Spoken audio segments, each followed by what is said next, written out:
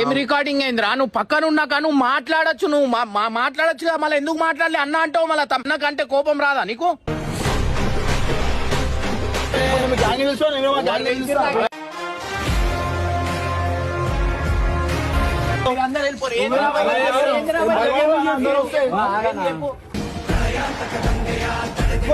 మంచి మాట్లాడుతున్నా కొట్టేసా, నాకు బీపీ అవుట్. నువ్వు నేను వస్తా, బరాబర్ వస్తా. నా తమ్ముడు తప్పు చేసినా సరే అన్న, రాంటి ఇంకోసారి రానా, రాను ఇంకోసారి.